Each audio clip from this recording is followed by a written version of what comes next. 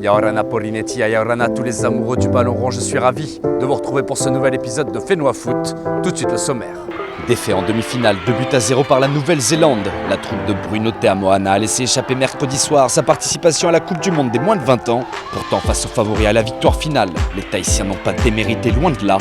Nous avons suivi pour vous en coulisses la préparation des Aito Taorea pour cette rencontre qui allait devenir la plus importante de leur jeune carrière. Whatever.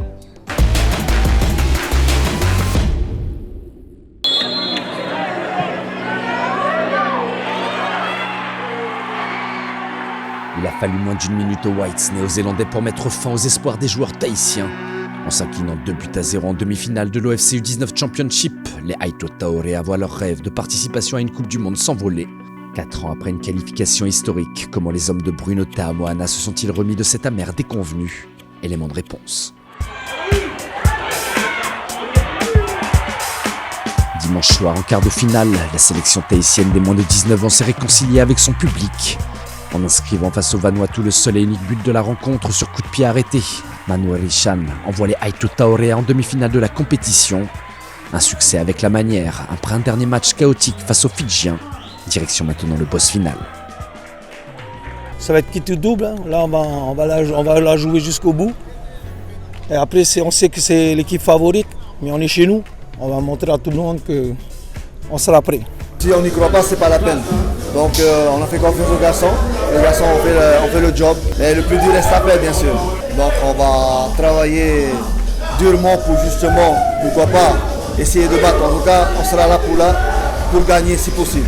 En décrochant dans le même temps face à PNG sa qualification pour le dernier carré du tournoi, le futur adversaire des Aito Taorea ne comptait pas s'arrêter en si bon chemin. Nous voulons gagner la demi-finale et nous qualifier pour la Coupe du Monde.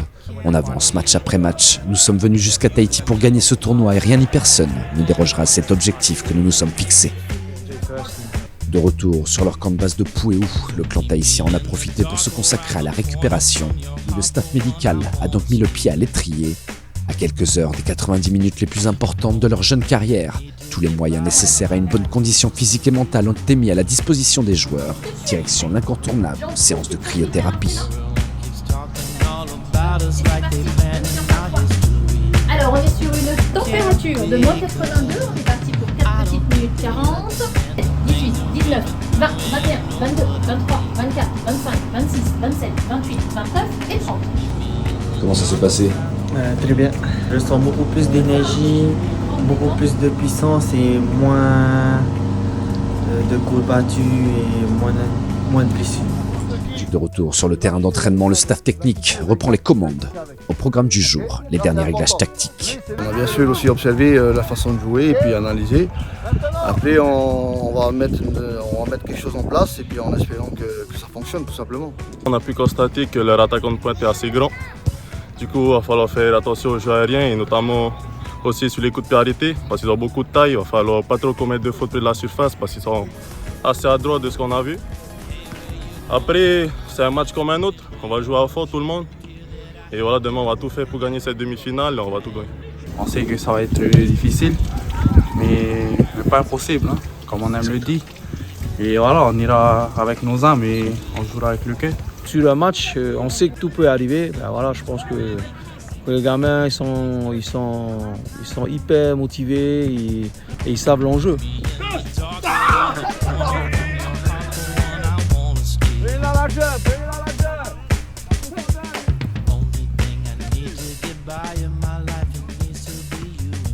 À la veille d'affronter Tahiti, du côté des Whites, la confiance est au beau fixe. C'est un super groupe. Il faut savoir que ces joueurs sont amenés à devenir les futurs grands noms du football néo-zélandais. Depuis le début du tournoi, on joue plutôt bien au ballon. J'ai été surpris par les qualités individuelles et collectives du groupe. Nous sommes vraiment déterminés à gagner. Mais on le sait, ce match face à Tahiti va être très difficile. Des zones de partout, il va partout. Il va faire mal partout, il fait mal. Il va sur les côtés, il fait mal. Ne jouez pas avec le doute. Je répète, le football, c'est un jeu. Faites-vous plaisir. Faites-vous plaisir. Si d'abord vous vous faites plaisir, vous allez faire plaisir au staff. Et vous allez faire plaisir à tous les spectateurs et même ceux qui regardent à la télé. On ne vous demande pas de faire le match parfait. Ce qu'on vous demande, c'est la victoire. Yurey à droite. Au milieu de terrain, Behiti, Tekaki, Kama. En excentré, Manolo Matei. En pointe, Rodo.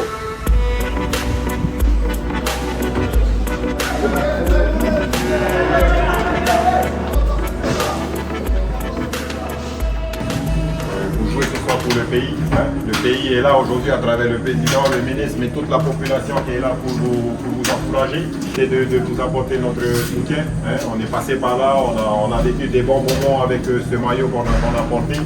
Et aujourd'hui, tout ce que je peux vous dire, c'est faites-vous plaisir. Hein. Faites-vous plaisir, les gars. Vous êtes chez vous, il y a votre population qui est là, il y a vos familles qui sont là, il y a votre public, c'est votre terrain, on est chez nous. Donc c'est à nous à montrer la Nouvelle-Zélande, oui, et allons. Hein.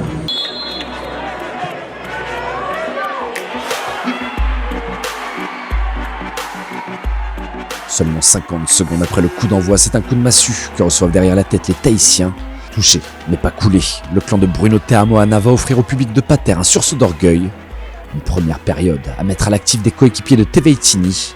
À la pause, les Aito Taorea rentrent au vestiaire menés d'un but. Tous les espoirs restent permis. Il y a de la place, c'est pas impossible. Mais il faut qu'on soit organisé. C'est bien les gars, on se donne tous à fond. Dans le cœur, c'est bien. Seulement face à une équipe d'un tel calibre, les erreurs se payent cash. Sur cette frappe a priori sans danger, Anapa de Bruyne offre un doublé à Kayan Donkers. 2-0, le score ne changera plus. La Nouvelle-Zélande rejoint les îles Fidji en finale et se qualifie pour la 8e fois de son histoire à la Coupe du Monde des moins de 20 ans. Nous sommes venus ici pour nous qualifier à la Coupe du Monde, c'est chose faite. Maintenant nous voulons gagner ce tournoi. Je tiens à féliciter tous mes joueurs pour leur incroyable prestation depuis le début de la compétition. Nous avons gagné nos 5 matchs sans avoir concédé le moindre but. Ce soir, face à Tahiti, ça a été très difficile. C'était un super match. On savait qu'ils étaient au-dessus de tout le monde, même au-dessus de nous. Mais bon, voilà, il nous a manqué un peu de chance, mais on l'a pas. Ils se sont battus, je suis fier d'eux. C'est déçu par le résultat, mais quand même fier de la manière qu'on a opéré contre ces Néo-Zélandais.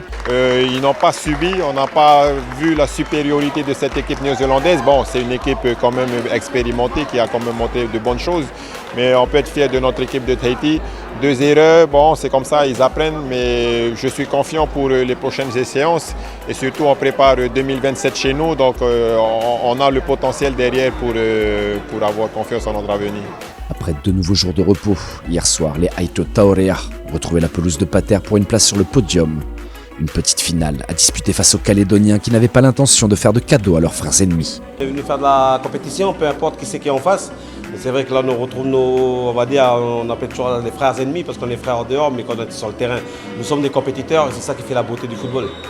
Malgré une ouverture du score tahitienne, signée de la patte de Kamalani Bennett, cette petite finale est à mettre à l'actif des Kagous. Supérieurs dans tous les compartiments du jeu, les efforts des joueurs calédoniens vont être récompensés. Sur cette belle frappe, Paul Johnny égalise et ouvre les portes de la cruelle séance de tir au but aux 2 nations francophones du Pacifique. Une nouvelle désillusion pour les Tahitiens puisque les Aito Taorea laisseront échapper la 3e place du tournoi dans les mains des joueurs kanaks.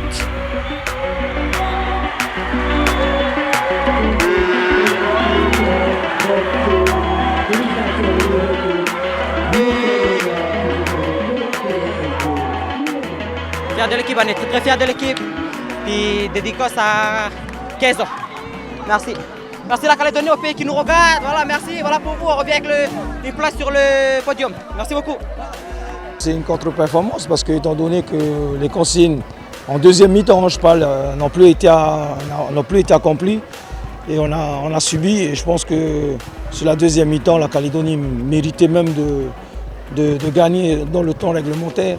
Les gars, ils sont émoussés et avec ce tournoi qui a été très très difficile et surtout en quart de finale et après la demi-finale contre la Nouvelle-Zélande, je pense qu'on a laissé des forces contre eux. Et aujourd'hui, voilà, il ne faut pas rester là et je pense que c'est une étape dans leur carrière. Il faut accepter.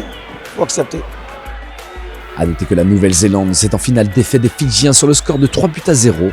Invaincus et n'ayant pas encaissé le moindre but dans ce tournoi majeur, les Whites remportent plus que facilement leur 3e trophée consécutif.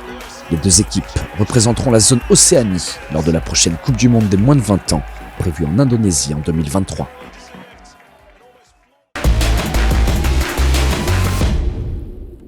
Voilà, Fénois Foot, c'est déjà fini pour aujourd'hui. Je vous donne rendez-vous la semaine prochaine, même jour, même heure, pour fêter ensemble la grande rentrée des catégories U7 et U9. Merci à tous de votre fidélité. À dimanche prochain dans Fénois Foot.